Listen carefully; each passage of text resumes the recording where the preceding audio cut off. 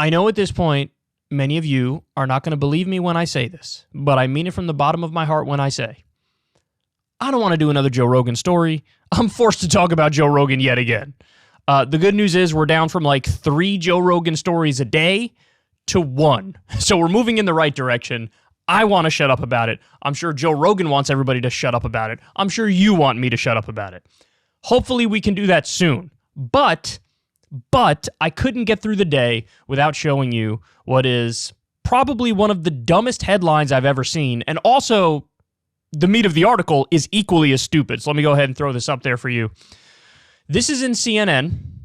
Joe Rogan's use of the N-word is another January 6th moment. Joe Rogan's use of the N-word is another January 6th moment. This is by John Blake. I love how they call this analysis. This is analysis. I think you need to come up with a different word because analysis is too highbrow, and this barely clears the bar for an opinion article, dog. So, look, I'm not going to go through it with a fine-tooth comb, but you go ahead and read the article. It is one of the dumbest things I've ever read in my life. There's a comparison in there to the Rwandan genocide. And CNN got so much crap for it on social media that they went back and changed the title. Like, literally 100% of the responses were like, I can't believe you actually wrote this. What standards do you have? There were even people who said, I don't even like Joe Rogan. I don't like Joe Rogan. I don't listen to Joe Rogan. But to compare this to January 6th, it was an attempted insurrection at the Capitol. It was like best case scenario, it was a riot. Worst case scenario, they were literally trying to do a coup. And that's comparable to Joe Rogan saying the N-word. Now, whatever you think about Joe Rogan saying the N-word, and my guess is everybody thinks, yeah, that's probably not the best look, dog. But whatever you think about it, the fact of the matter is, he was talking about the word, not using the word as a slur. So it would be like quotes where the word was in it. That's what we like to call in context. Now, again, you don't have to like that, but you cannot pretend that saying the word in context is equal to using it as a slur in a purposefully derogatory context. Now, unfortunately, there's like a war on nuance in today's day and age, so people like to pretend like those two things are the same thing, but we know that's not true. We know that's not true, and anybody who's willing to be minimally objective about this, regardless of what you think of Joe Rogan, you know that that's the case. So anyway, I digress from that point. The reason I'm showing you this headline, and I'm not going to give you brain worms by going through the article. Again, if you want to read it, you can go ahead and read the whole thing on your own.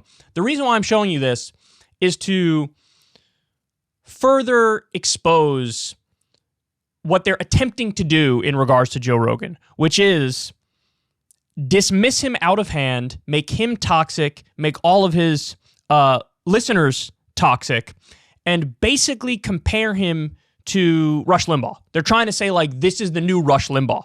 It's also, I think, a concerted effort where previously in the Trump years, the media 100% of the time talked about Trump because, you know, he was front and center. He's president of the United States. It's even legitimate to talk about him that much. I think the way in which they did it wasn't the best, but they did it, and that's what filled all their airtime. Now, I mean, Rush Limbaugh is dead. There is no, Donald Trump presidency. So now they've switched to like 50% of the time they'll cover Trump because he probably wants to run again and he's still giving speeches and whatnot and making an ass of himself. So like half the time they cover Trump, but they're still like somewhat of a Trump void. So they're filling that with the new boogeyman, which is Joe Rogan. So now there's a lot I could say about Joe Rogan and his politics and the numerous mashups out there of either his worst moments or his bad jokes or whatever. But what I want to go ahead and do here is show you, Breaking Points ran this on their channel last week, and this was made by Orf on Twitter. I'm going to mispronounce your name, Matt. I'm sorry, I always mess it up, but Matt, I think it's Orphalia. He put together a compilation of the moments of Joe Rogan that the media will never show you. And again, they're never going to show you this on purpose because they're trying to drive a narrative home. But here's the side of Joe Rogan that if you don't watch him and you're only familiar with how the media describes him, you wouldn't know that this is part of who he is as well. Take a look. I really believe if Michelle Obama runs, she wins. She's good. She's great. She's the wife of the best president that we have had in our lifetime. I've never voted right-wing in my life. I consider universal basic income a really good idea. I want free college education. Take it easy. Hello, Bernie. How are you, Joe? Wonderful. Pleasure to meet you. Nice to meet you. I like Tulsi and I like Bernie. That's it. Oh, yeah? Everybody else can eat shit. Look at you, fucking progressive. Yeah. I think I'll probably vote for Bernie. I think he's looking out for the interests of the working people. And I think he wants people to have a better life and do better. And I'm all for that. And if that means I have to pay more in tax, like people think, oh, you're a socialist. I've heard people say that. Oh, you're a fucking socialist, bro. Like, first of all, he's not even a socialist. He's a democratic socialist. It's a different thing. I would like to spend more in taxes if they could fix inner city communities and take these poor neighborhoods and throw a fuckload of them. Spend more, you fucking Republican piece of shit. 87% of scientists said that human activity is driving global warming. I'm very pro-choice. I'm very women's rights, civil rights, gay rights, trans rights. I'm even universal health care. Obviously, this protected status is driving me crazy. This thing that Trump's doing with children that were born in other countries and then brought over here as children, and then they're talking about deporting them. That drives me fucking crazy. Yeah, that's that kind of shit. And the hard right version of that is despicable. These people that I see online, why didn't they apply for citizenship?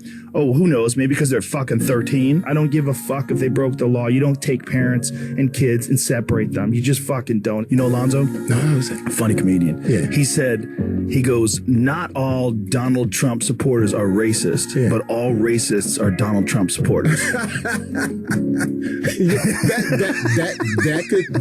He definitely awakened that side. But the January 6th thing is important. See, it is important, but is it the 6 months later? It should be the ruling number one conversation of journalists? I think it's really important. And one of the reasons why I think it's important because it highlights the reasons why a guy like Donald Trump is so fucking dangerous. Is because a guy can incite a bunch of morons to do something really fucking stupid. But as far as trans people, some trans people listening to this, I got nothing but love for you. For everybody. And in fact, Eddie Izzard is one of my all-time favorite guests. Oh, I love Izzard. The right-wing thing is just an easy way to dismiss me because I'm not right-wing. I can't recommend your book, Race Matters, enough.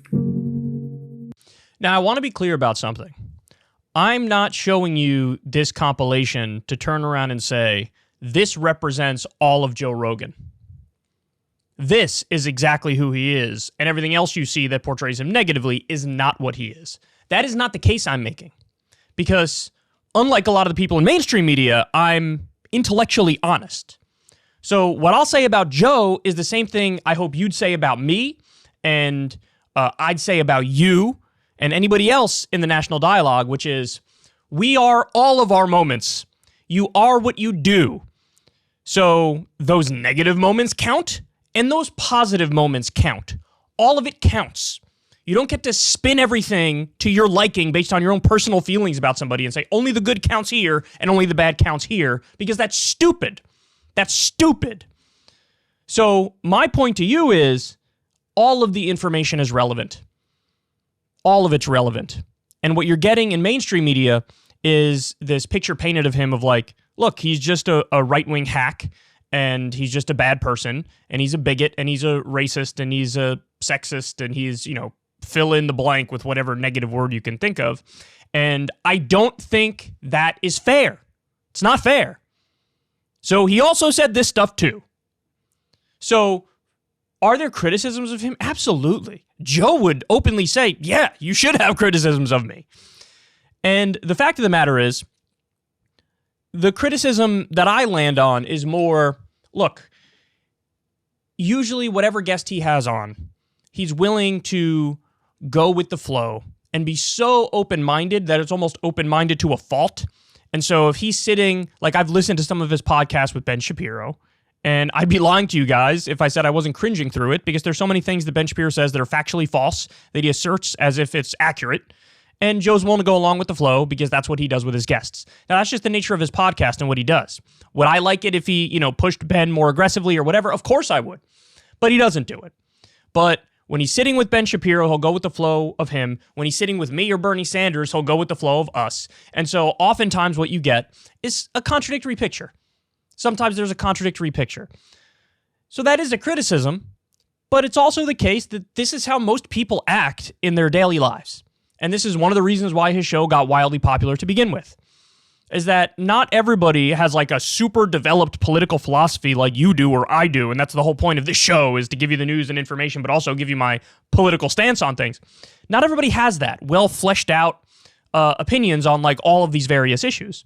And so this is how, your Uncle Bob acts, and this is how your best friend Jane or Steve acts. And that doesn't make them a bad person. I think the thing that's so frustrating in regards to the Rogan controversy is that, like, the right always tries to claim him, like, oh, he's one of us, we're with him. And they're just trying to, like, latch onto his popularity and act like if you like him, you like us. And tactically and strategically, that's an intelligent move. But what the left does is try to just excise him. Like, they want to amputate whatever influence he may have on the left and say, we don't want you with us. You're the number one podcaster in the world. You're phenomenally popular. But we're going to say only your negative moments count. None of your good moments count. And so we're not even going to try to, like, battle for the soul of Joe Rogan, if you will, and try to get him even more on our side, to the point where maybe he isn't contradictory in some of his podcasts and he doesn't go with the flow as much with the right-wing guests. And I just view that as blockheaded. Like, this is obviously a guy who's open to criticism, as evidenced by the fact that one of his strongest beliefs was on this myocarditis thing in regards to the COVID vaccine. He sat across from Josh Zepps, and Josh Zepps was like, you're wrong about that. You have a higher instance of myocarditis from COVID itself. And then as soon as it was demonstrated to him, look, that's the case, he held on for a minute, but then after the podcast, he was like, look, I was wrong, and this guy made me look dumb. That's a guy who's obviously open to changing his mind. I told you guys the story. He said the thing about paid paternity leave.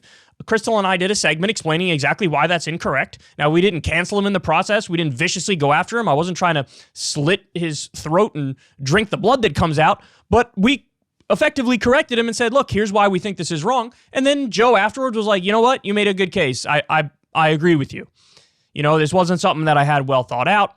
And so, in other words, if you actually engage in trying to convince people who are convincible, and Joe Rogan is convincible, well, then you make the tent bigger, you make the left more appealing, and you have a phenomenally powerful voice on your side of the argument to recruit even further. But there is no attempt to do that at all.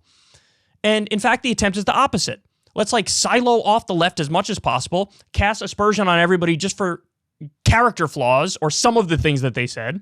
And that's not the political project that I want to be involved in. I've said this before. The left is supposed to be about purity of policy, not purity of character.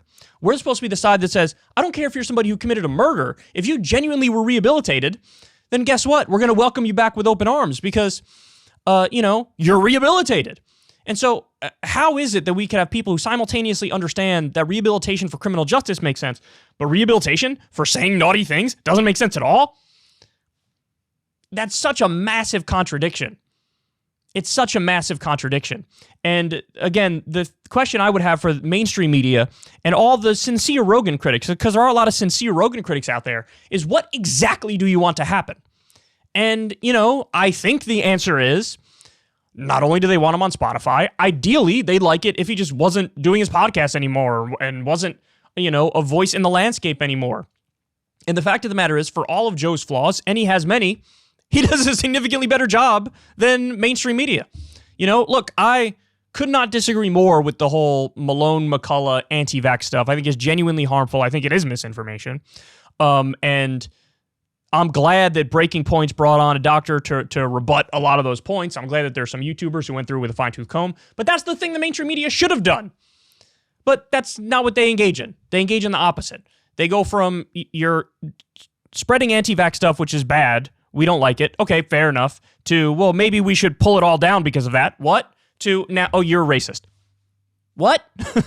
So, effectively, what they want is just be gone.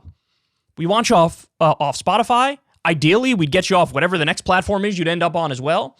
And I don't agree with that sort of censorship. I don't agree with that kind of deplatforming.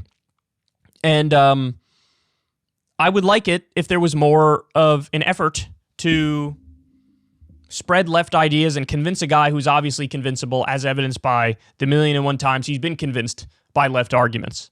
So that, again, that's not to take away all responsibility from Joe. He does have flaws. Like I said, he is often contradictory, but this is how most normal people are in the real world who aren't political junkies. And instead of like dealing with that fact, what happens is the left loses its damn mind and says, let's just deplatform and censor and get him out of here and paint him as only his bad moments. That's just not fair. That just makes no sense.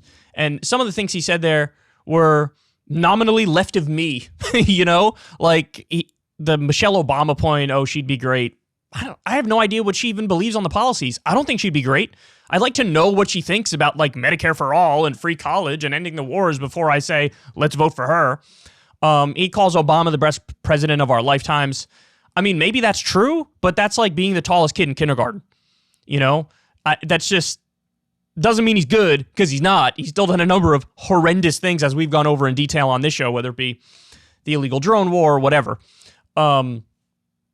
He says, tax me more. I want free college. I want universal health care. I want, I'm going to vote for Bernie. He argues against the child separation policy. I don't know if it was included in this, but he also, I think at one point, I think with Duncan Trussell, sort of made an argument for open borders. So I don't agree with that. I think that goes too far. I think we need borders just for the sake of organization. In order to, if you have a welfare state, you need a border, and I'm a fan of a welfare state, because you can't just have a welfare state and like literally anybody from anywhere around the world, 7 billion people, could access the welfare state. That just doesn't make sense. It's not feasible. You can't make it work in terms of the dollars and cents. So there are things he said that's nominally to the left of me, or way more pro-Democrat than me. So I have criticisms even of this stuff, but at least you get now a more full sense of who the guy is. I'm not saying the negative stuff doesn't matter. It all matters. But that's a position that you should hold too. It all matters. It all matters. We're an amalgamation of everything we do and everything we say, whether we like it or not. And since all of us have said stupid things and done stupid things, it kind of sucks that we're an amalgamation of all of our moments, but it is what it is. That is literally what we are. So I hope this gives you a more balanced picture. I know most of the people in my audience probably were aware of all the things, both good and bad, involving Joe Rogan, but there are a lot of people who only know the mainstream media caricature of him, and all they thought was, they really think like, people who haven't listened to him walked away from the past couple of weeks thinking he is like Richard Spencer. He's like David Duke. He's just a hardcore racist. Because, a compilation of him saying the N-word 22 times, anybody's going to think that. Little do they know he's quoting the word in context. This rapper said this comedian said this, talking about the word, not using the word as a slur directed at somebody. So it's important for the sake of accuracy to bring this stuff up. Now, having said all that, I hope I don't have to mention Joe Rogan again, but I'm probably going to have to, because I'm sure CNN and MSNBC and all the big media outlets are going to keep dropping bangers on us like, Joe Rogan's use of the N-word is like a literal attempted coup of the United States government. Again, I don't want to talk about it. I feel like my hand is being forced here, but now you have a more accurate picture of who the guy is, that's for sure. Hey y'all, do me a favor and like and subscribe. It helps out big time in the algorithm. Click the bell as well for notifications when videos drop, and watch that video on screen right now. You know you want to.